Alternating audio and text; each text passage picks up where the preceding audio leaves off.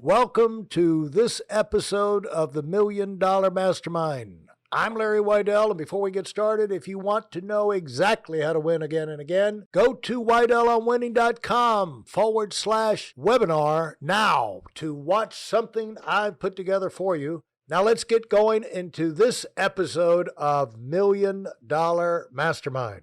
I'm here with Hector LaMarque, and we're talking about winning in business, winning in life. And one of the things that Hector has seen clearly and taught clearly his entire business life, and one of the biggest difference makers is the fact that everything is selling. It doesn't matter what business you're in. That's right. You got to sell the thing, and you got to get good at it. I mean, it's not going to sell. The one thing I heard early on, Hector, was that one of the biggest myths in American business is that build a better mousetrap and the world will be a path to your door. Mm-hmm. And remember Tracy Byer? Tracy Byer said, the reality is build a better mousetrap and it's going to gather dust in your garage unless you get somebody to get out there to sell it, bushes, and sell the dadgum thing, Absolutely. And even if you found the cure for cancer in the beginning, even if you really had the cure for cancer, the first thing you're going to meet is total skepticism across the board. Like, right. No way you got the cure for cancer. So you got a selling job, even if you got the greatest thing that's ever been invented, So right. talk about that, because people want to dodge being proactive in doing this and accepting that this is what you got to do if you want to be in business. Right. Well, I said this earlier, but everything is selling. There's no thing in your life that's not selling. If you have a spouse, you have to sell your spouse on, being with you and marrying you, whatever. If you're, if you start a business, every business requires selling.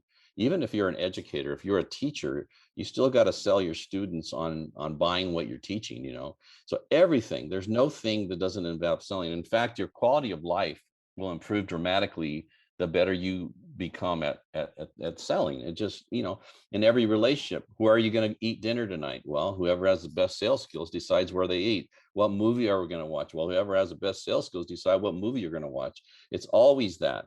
Even with your kids, rearing your kids, getting your kids to do what you want them to do, everybody has to sell what they think is important to their children and get them to buy it in order to, raise a healthy child that's a good citizen. So, but there's no thing that doesn't involve selling. So I know for a fact that for me, I was, like I mentioned earlier, I'm a very shy person. I was very shy. I'm not as shy as I used to be, but I was very shy. And so learning how to sell was what allowed me to develop the confidence, the self-confidence to approach people, to talk to people, because I knew what to say and how to say it, and how to ask questions and all that sort of thing that you need to do to become great at sales. And that allowed me to be very proactive. And I think most people, you lose people because in the beginning they don't know how to sell. So I'm constantly teaching people right away, what you need to say, how you say it, how you prospect, how you set an appointment, how you do a presentation, how you do everything in a way that's a sales oriented kind of way, so that you get people to make a decision to go forward. So selling to me is a no-brainer. I know for a fact that's probably been the number one reason for the kind of success that I've had in my businesses. I have so many professional salespeople in my organization. And the other thing that's really great about it, that's for me, that's really worked out well for me. The better people are trained, the less they need you. The less they need you, the more freedom you have. I don't go to a lot of functions anymore because I don't want to. And I don't really have to, because I have a bunch of really great people. And when you have people that are super competent, super, able to do what they need to do without you being there, that was always the number one thing I would do. I would train people. And I would actually tell them, I said, I'm going to train you so well that you're going to tell me, Hector, get out of my way. You're slowing me down. I don't need you. That's what I always wanted. I wanted everybody to be super confident and not need me, so that I could have a life. And I have a pretty amazing life because of that. And and the business keeps on growing and going because so many people are really, really good at the business. They know what they're doing, and they know how to teach people. So if you're not focused on becoming a professional salesperson, you're missing the boat. That's the bottom line. Well, you mentioned it right off the bat, even in relationships. Hmm. Uh, some of that's the toughest selling you can do, because Yeah, the absolutely. people, your kids, your spouse, they know Spouse. you, and they can Yeah. see you coming from 100 miles away, and Right. so, you've got to be at your best. Let's say, I remember when one of my sons was 2 years old, and we were talking about the alternate clothes, and Hmm. I figured I'd try that on him to get him to go to bed. It's like, well, Brian, do you want to get a bath now, or do you want to brush your teeth? Next, okay? You want to Right. get the bath, or you want to brush your teeth? And Mhm. he said, I don't want a bath or brush my teeth. Well, you got to choose one. Yeah, he just bulldozed my alternate clothes. I was like, uh, What do I do now? but uh, the the thing is that uh, you took ownership of this and waking people up to the fact that you've got to, you got to get good at something. Yeah. And Sales, so especially. If you're in and so sales, the you got to thing get great is, at sales, period. and you're going to need other things that you're going to have to be good at, know this, Yeah. that, and the other. But why not get the big thing? One of the deals, Hector, is that I find successful people is early on they made a decision they wanted to do something great. They didn't want to be average. They Mhm. wanted to, they wanted uh, to me, it made sense that the better you are at anything, the more you're going to enjoy it. Yeah, Much absolutely. less how much money you're going to make out of it. It's Right. just going to be like playing golf. That's why golf frustrates so many super successful people, or really anybody who tries to Yeah. play it, because they know they're going to enjoy it more the better they can get. Yeah, But absolutely. it drives them nuts trying to get better. Hmm. And you in a it's like, if you get the big decision is, I want to do something great. Well, if that sets a stage for you to make a whole lot of smart smaller decisions Hmm. following that, Right. because you're going to learn that you want to use your time well. You're going to have the right short-term goals. You're going to want to spend time with people that can enhance what you're doing, rather than cause you to get sidetracked, Right. or bring you all kind of other unnecessary problems and entanglements. It just informs how you go through the day, Yep. because we all, life is navigating the day and the week and the month and the year. And life comes at you surprising and fast. And Right. so if you don't have your center of gravity about where you want to end up, what you want to stand for, how you want to work your way through, and then have developed some tools, some responses that allow you to stay on track and deflect things, uh, that, where people come in and want to pull you offline. Right. Uh, uh, you're going to be vulnerable to whoever the next phone call that comes in, or the Right. next person you bump into at the store. And so, uh, having the big things about your business is of like, I want to get good at my business. Well, Mhm. get good at sales. Yeah. And that's the big thing. And then the other things you need to know, don't worry about the other thing. You'll have time to either develop that, or hire someone who is so good. It's like hiring a heart surgeon. There's certain things in life, if you've got the money, you can bring them in to kind of help support you, but Right. they're not going to come in for somebody who doesn't work. And so knowing your big things in life really takes the guesswork out. But you know, I know you hear it, and have your entire career. Hector, how do you stay focused? Yeah. You know, Uh, well, work, well, one thing is work. yeah.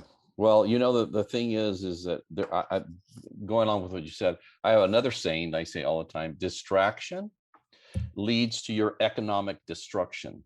And I see one of the top reasons people struggle is they can't stay focused. They're always being distracted by something, life, family, business, I don't know, whatever. They're always constantly losing their focus. And people that succeed in a significant way, they're laser like focus. They don't let anything get in their way. They don't let anybody get in their way. They stay focused no matter what's going on around them. I fortunately have that ability to stay focused no matter what's going on around me. I've always been able to do that, and I think most people don't have that attribute, and it's something you can develop. And I think one of the things that I did that I think made a huge difference on me was my time management, because the one thing we all have in common, whether you're poor or rich, is we have 24 hours a day at our disposal. It's how we utilize those 24 hours that separates people from being, mediocre to being super, super successful. So one of the things I learned that made a gigantic difference in my performance, I learned this early in my career, from the first 3 years, is I learned, took a Franklin Planner time management course. And then what I did for years and years is I would never go to bed at night before I had every single hour of the following day planned out. I'd never go to bed. I'd had my planner right there, and I knew what I was doing at 8 o'clock, 9 o'clock, 10 o'clock, 11, 12, 3, 4, 5, 10, whatever. I knew what I was doing. I knew how I was going to call, who I needed to follow up with, what time I had it scheduled for planning for a meeting and preparing for a meeting or preparing for an appointment. I had every hour scheduled. And when you're that disciplined to do that, the people that are trying to, get you distracted, or the things that are trying to get you distracted, they have no chance, because you have a plan for that day. And if you don't have a plan for every single day, then something else is going to come in and distract you from what you're trying to do. And then that's going to cost you. It's going to prolong when you're going to actually become successful, when you're going to become an RVP or an SVP or NSD or anything, or have a income milestone or whatever. You can't be distracted. And so people like Tiger Woods or Magic Johnson or Jordan, or today, I mean, like some of the kids that are playing great golf, I'm a big golf nut. So there's some kids that are just killing, like Morikawa and etc.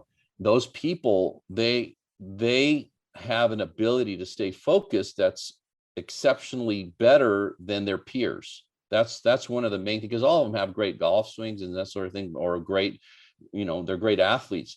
But the ones that take it to another level to become legends, they have a focus level that surpasses their peers. And if you want to have super success in your career, in whatever that happens to be, you have to learn how to do that. And you have to learn how to manage your time like a professional. Like if you go to the doctor, what they do is they have one thing they do, they have appointments scheduled. They call you to make sure you're going to be there, and then they overschedule. Also, they have more than they have, because they know a certain number of people are not going to show up for whatever reason. So they don't want to be sitting there twiddling their thumbs. So they overschedule. Airlines do that as well. So you've got to really learn to look at your time as your most valuable commodity, because money you can replace. You can always you lose some money, you can go make more money. You can't make more time. You only have what you have, and then it's done. So if you don't manage it like a professional, then you're never going to earn professional kinds of incomes. Hey, listen, there's a lot of information online, but there aren't a lot of people who've actually done something. In my case, I've actually built a successful business that's accrued over $5 billion in assets under management and has done well even during trying times. Now, if you want to know exactly how I've done this, go to whitelmwinning.com/webinar now. I've compressed a decade of learning into 5 short weeks just for those of you who want to give yourself an incredible advantage and are tired of waiting and watching others move up. Now, in your life, how hard was that for you to learn that? And were there any kind of processes or stages you went through really getting that fully formed in your the way you went about, your day and your Well, no, as soon as I took that class, I actually implemented what I learned. I mean, I didn't take me any time at all to do it. Once I didn't understand, before I did that, I didn't understand the value of time management, like I did after I took that course and I studied that.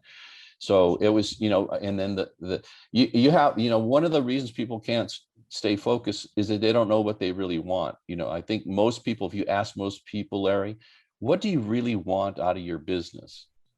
And they're going to stumble and mumble and they're not going to know what to say. Most people don't really know what they want. I think one of the other things to be incredibly successful, you have to be crystal clear of what you're trying to create in your life through your business, because your business is a vehicle. It's not your life. My business is not my life. It's part of my life. It's an important part. I appreciate it, but it's not my life. It is only a vehicle to achieve my life, the kind of life I want. And so when you know what that is, I knew exactly the kind of life I wanted to have. I knew where I wanted to live. I knew what kind of house I wanted to have. I knew what kind of cars I wanted to drive. I knew what kind of travel I wanted to travel. I knew what, I knew everything about what I wanted. For me, I wanted to live like I was on vacation every day. And I knew in order for me to live as if, when you're on vacation, everything's awesome. You go to great restaurants, you play golf, you go to the beach, you skiing or whatever you do, right? Whatever you like to do. I wanted to live my life as if I was on vacation every day of my life. And I knew the only way for that to happen was to build a really big business that would put off a lot of, I call it massive passive income. For my passive income is significant, right? Which allows me to live every day as if I'm on vacation. I literally live that way 90% of the time. I do. So that was my goal, and I knew what it was, and I imagined it, and I focused on it, and I thought about it. So everything I was doing in building my business was to create a passive income source that would allow me to live as if I was on vacation every day. And I achieved that years and years ago. I've been in that situation for about 20 years now. So that's still important to me, because time, freedom is the real key, is the real brass ring. People think a big house and a nice car, those are all great to have. I have them, but that's not what I was after. I was after total freedom. I don't like people telling me what to do. In fact, it makes me furious that when people try to tell me what to do. I want to be my own person. I don't want a boss. I don't need a boss. I don't want somebody on my back telling me what to do. Well, the only way you can get there is get completely debt free and have so much passive income that you don't need anything. You don't need anybody. That's what I try to do. That's not what I try to do. That's what I actually did with my business. So you need to get crystal clear about what you want from this, whatever business you happen to be in. Okay. And if you don't know what that is, then every little challenge you have is going to throw you off track. It's going to get you distracted, which is going to lead to your economic destruction. Get clear about what you want and where you want your life to go and who you want to be.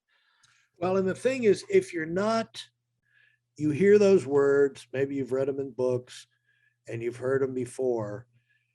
The way to get to the point where you are clear is start moving forward in the things you do know, because you do know wherever you are, you want to get to the point where you have more freedom. You want to get to the point where you have more free time.